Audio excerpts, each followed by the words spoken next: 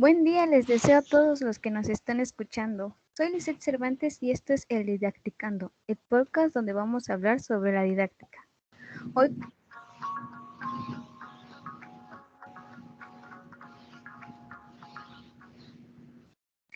Hoy cuento con invitados especiales.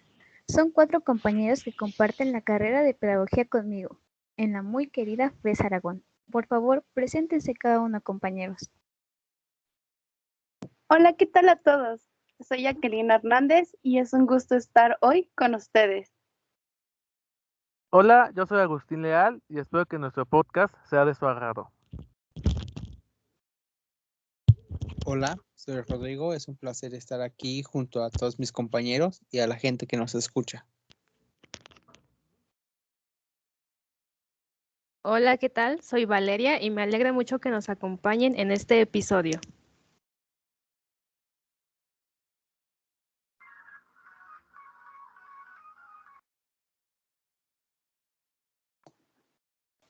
Muchas gracias por estar aquí. Y bueno, para empezar, ¿qué es la didáctica? ¿Cuál es el concepto de didáctica? Bueno, si lo hablamos etimológicamente, didáctica proviene del griego didasco, que significa enseñar o instruir. Así que se podría decir que la didáctica es el arte de enseñar. Pero a lo largo de la historia han surgido autores que han dado su propio concepto de lo que puede llegar a ser la didáctica. Por dar un ejemplo, está Juan Amos Comenio. Él nos comenta que desde su punto de vista, la didáctica es un artificio universal para enseñar todo a todos los hombres. Otro autor es Willman. Nos dice que la didáctica es la teoría de la adquisición de lo que posee un valor formativo.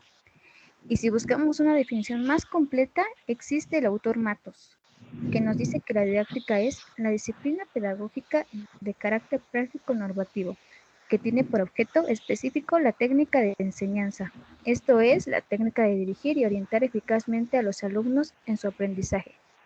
Por lo que podemos decir que la didáctica puede llegar a ser subjetiva, pero siempre tiene el enfoque de enseñar. Sabiendo lo anterior, me surge la duda de ¿cómo es la didáctica como disciplina? De esto nos hablará mi compañera Jacqueline. Adelante. Nuevamente, gracias, Lisette. Y bueno, con todo esto y con lo que mencionabas tú al inicio, ¿por qué no hablar de la didáctica como disciplina? Claro que sí. Por ello, ¿qué implica el hecho de que la didáctica sea disciplina? De inicio, es plantearse la recuperación de la enseñanza en todas sus dimensiones. Recuperar sus problemáticas, principios, valores, saberes, etc. Además de que implica volver a formar al sujeto que aprende, así como también es aumentar el conocimiento del sujeto que enseña.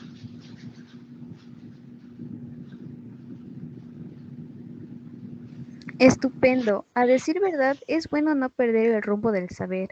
Pero me gustaría saber cuándo surge este modelo de didáctica y por qué es una didáctica moderna. Surge a mediados del siglo XVII, cuando Juan Amos Comenio postula lo que será la didáctica magna. Y bueno, más adelante les hablarán sobre ella. Sin embargo, se concibe como moderna ya que Comenio mira al hombre como una capacidad de razonamiento que ante la enseñanza, esta será su espacio donde el hombre se construirá como hombre.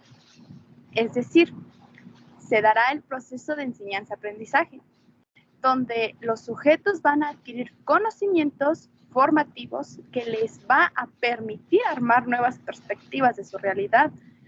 Por ello, es una didáctica moderna, pues el hombre, en cuanto es hombre, va a marcar a la didáctica como arte de enseñar y saber hacer. Y a todo esto, ¿existe algún equilibrio sobre las diversas formas de ver el aprendizaje? Sí, existe un equilibrio. Para ello, hablaremos de la perspectiva galileana y la aristotélica. Ambas se enfocan en la realidad, en el aprender y ser del hombre, pero tienen una diferencia. Lo galileano se centra en construir conocimientos muy objetivos y neutrales y busca moldear el desarrollo del sujeto que aprende para capacitarlo de forma distinta. Mientras que lo aristotélico busca la reflexión y comprensión del sujeto que aprende, así como construir el sujeto mediante su intersubjetividad y ayudarlo en su desarrollo académico. Me parece muy interesante lo que comentas, pero para llegar a eso, ¿cuáles son los elementos que están dentro del campo didáctico para construir el aprendizaje? Y si es que hay alguna otra disciplina de la cual se apoya la didáctica. Los elementos que forman parte del aprendizaje se plantean de la siguiente forma: alumno, docente, currículum, planeación didáctica, técnica o modalidad y contexto. Cada uno aporta su saber y hacer para dar paso al proceso de enseñanza-aprendizaje. Y la didáctica se apoya de disciplinas como la psicología, la antropología, la sociología, la epistemología y sobre todo está ante la pedagogía. Cada una le brinda su estudio propio del ser para, en este punto, el sujeto que aprende pueda pensar, elaborar y dar sentido a su construcción de saberes. Y con ello, el docente finalmente puede evaluarlo desde diversas fases y dar un resultado concreto de su progreso. Todo me parece interesante, cada punto a tratar es relativo para el aprender del ser humano. Gracias, compañera, por esta aportación. Con ello, damos paso a nuestro compañero Agustín para conocer más, pero desde tres perspectivas relacionadas a la didáctica. Gracias, Liz. Tal vez ya cansamos en nuestra audiencia de tanto decir educación y didáctica y pedagogía y formación, pero la verdad es que estos términos son muy importantes de entender bien, sobre todo para nosotros los pedagogos, porque es algo que vamos a estar viendo toda la vida. Con esto que dices y para empezar con estos términos, tenemos unas preguntas, compañero. ¿Qué son estos conceptos? ¿Son lo mismo o son diferentes términos? Y si son asignaturas de la carrera. Pues muy bien, si nos vamos a conceptos simples, tendremos que la educación es la formación práctica y metodológica que se le da a las personas en su etapa de crecimiento y desarrollo. La didáctica es una ciencia de la educación y se encarga del estudio e intervención en el proceso de la enseñanza y aprendizaje, optimizando sus métodos, técnicas y las herramientas que utiliza. La pedagogía vendrá siendo la ciencia de la educación y la formación es un proceso y efecto de cambiar o transformar según lo requerido. Y si bien todas estas definiciones simples pueden tomarse como correctas, la verdad es que a este nivel ya no podemos quedarnos solo en eso. Por eso en este espacio les conté algunas características de la educación, la didáctica, la pedagogía y la formación. Muy bien. Hay que empezar con que todas estas son disciplinas de naturaleza filosófica y todas estas tienen una metodología, una teórica, un sistema, normas y prácticas similares para su implementación.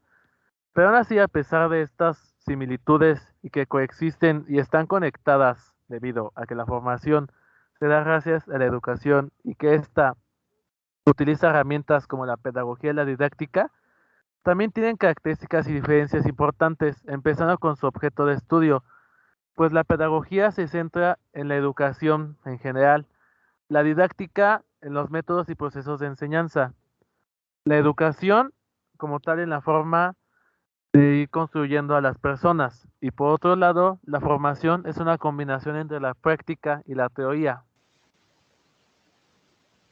De manera más concreta, ¿por qué se dice que son procesos diferentes?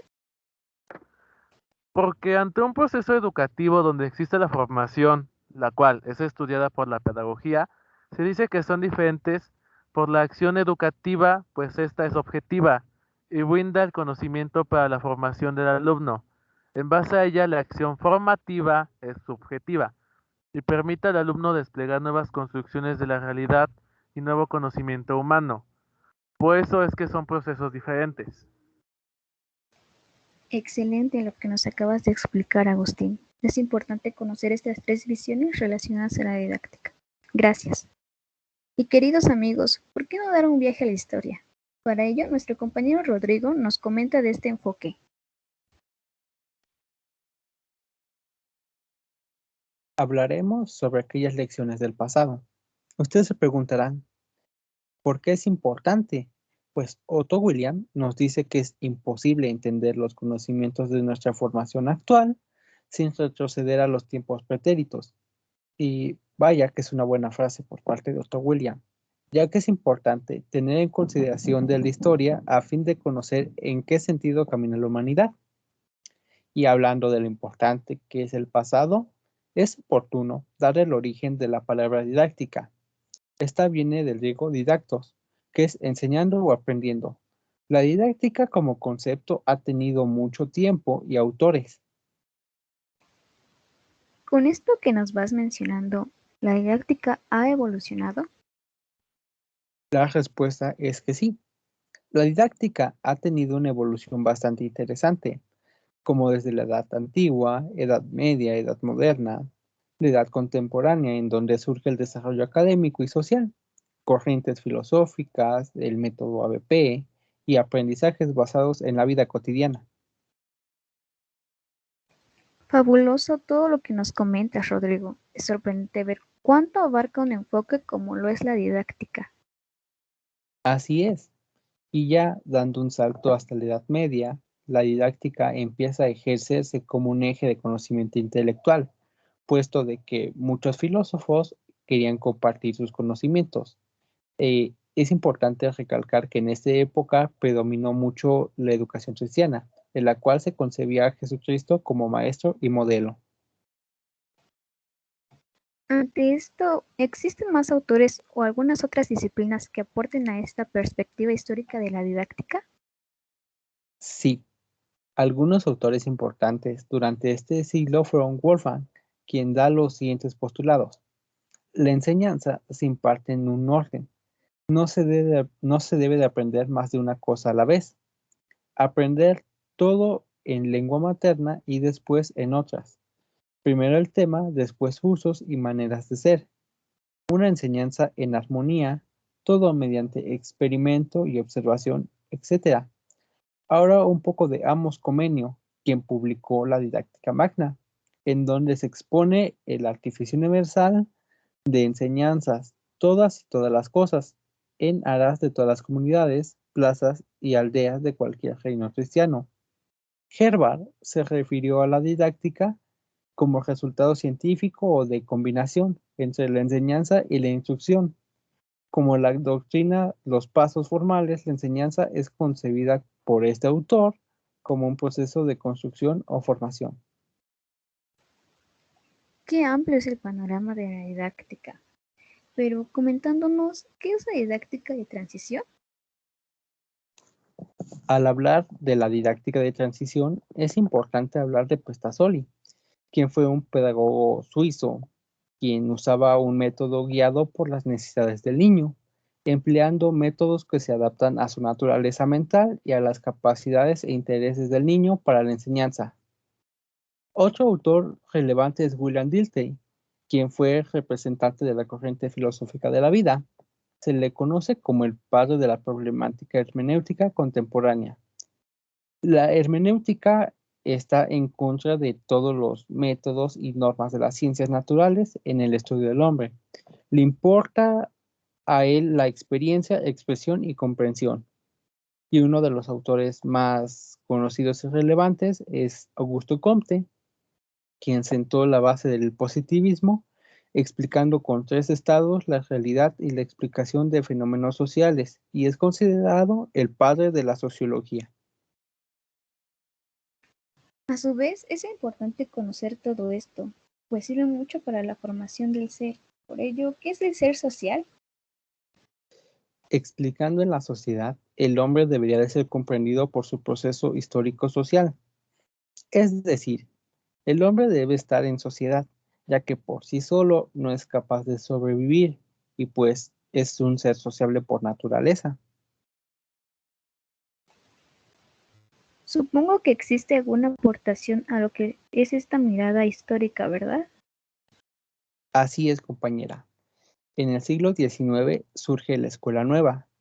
Tiene como características un alumno activo, no memorización, ni formalismos, ni autoritarismos. La concepción del alumno como centro de la educación trabaja en intereses propios y se basa en vivencias y acción y experimentación centrada en el alumno. Y cabe rescatar la influencia que tuvo la escuela alemana en la época de los 60. Tuvo un florecimiento en el cual se establece que una parte del propósito de la enseñanza y de otra. Esta pone en conceptos de enseñanza e introducción, diciendo que enseñar abarca más que instruir. Las enseñanzas de la escuela alemana es la enseñanza material y formal. ¿Nos podrías hablar más sobre sus divisiones? Es decir, sobre qué es la enseñanza material y qué es la enseñanza formal. Por supuesto que sí. La enseñanza material consiste en la transición de conocimientos de bienes de formación o materia didáctica, en la que el alumno se enfrenta a contenidos que el docente transmite para que el alumno logre asimilar. En pocas palabras, es basado en memoria, sin importar las capacidades de comprender de los alumnos, la cual tiene sus dificultades, como los programas que omiten contenidos esenciales para su aprendizaje. Aparte de que tienen poca permanencia, por ello, se tiene que repasar bastante y tiene la limitante de que solo es un almacén de conocimiento. Por otro lado, la enseñanza formal cuenta con el desempeño de las aptitudes y actitudes de los alumnos. Es cualitativa y forma capacidades de la formación de estas fuerzas y habilidades que llevan al ejercicio de las funciones espirituales y psíquicas. Como dificultades, no sería necesario la existencia de programas, así que tendrían ese desorden. El asistematismo, habrían bienes culturales que irían desapareciendo, dado que ellos no sabrían de su existencia y tendrían miembros de la sociedad que no serían conscientes de los valores y bienes de su cultura. Sorprendente conocer cada parte de la didáctica desde sus inicios hasta aquellos cambios, así como sus divisiones en cuanto a la escuela. Es relevante para su avance. Gracias, Rodrigo, por este aporte. Oigan, ¿ustedes alguna vez se han preguntado quién inició con la idea de que la educación fuera graduada? O el por qué nos enseñan ciertas materias de acuerdo al grado en que cursamos. Pues déjenme contarles que en la obra Didáctica Magna, Comenio tenía un ideal pansófico, el cual se refería a enseñar las bases más elementales de la ciencia, técnicas, artes y lenguas, no únicamente enfocarse en los saberes teológicos y filosóficos, sino que también las ciencias modernas, al igual que la apreciación del arte. La educación debe permitirte comprender e interpretar al mundo. Al decir enseñar todo a todos, se refiere a que no debe de existir distinción alguna, pues él creía que debía de instruirse igualmente al noble, súbdito, siervo y al rey. De hecho, durante la época en la que es publicada esta obra, las personas que únicamente tenían acceso a la educación eran los nobles y la burguesía, los cuales dejaban de lado o de cierta manera marginando al pueblo llano. Y de esta manera plantea el primer ideal de universalización y generalización para todos por igual. La educación debía de ser graduada, es decir, en edad y dificultad. Con esto propone un sistema o método en el cual se enseñará a niñas y niños de la misma edad para profundizar más a qué se refería con una educación graduada. En dificultad se refiere a saberes más generales, de los simples hasta los más avanzados y complejos. Esto también aplica en la administración de los tiempos y de los horarios, ya que en ese tiempo los horarios eran extensos, por lo que Comenio propone un método donde las clases comienzan con determinadas materias, al igual que exista un tiempo de descanso para alimentarse e ir de vuelta al aula. Por otra parte, que la educación sea pública y estatal, y la única manera de llevar a cabo el ideal pansófico y sus demás planeaciones era mediante este tipo de educación, pública y estatal. Sin embargo, las personas que pertenecían a la burguesía no creían en que su ideal funcionara, por lo que Comenio se dio a la tarea de convencerlos de que era para un bien común y que el pueblo, al tener acceso a la educación, sería más eficiente al realizar los trabajos encomendados por el noble. aunque esto solo era para convencerlos, pues en realidad él quería que estas personas sobresalieran y fueran más razonables al entender el porqué de las cosas. La educación didáctica debía captar la atención de los niños, por lo que surgen nuevos métodos de enseñanza. Muy completo e interesante lo que nos comentas, Valeria. Ahora podemos ver que la didáctica tiene varios conceptos y lo compleja que puede llegar a ser como disciplina. También llegar a ser dependiente de otras disciplinas y cómo coexisten entre ellas.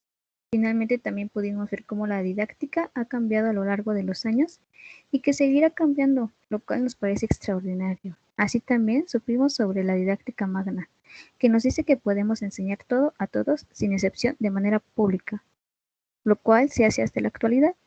Pero bueno, no me queda más que agradecer a mis compañeros por haberme acompañado el día de hoy. Muchas gracias y espero tengan un excelente día.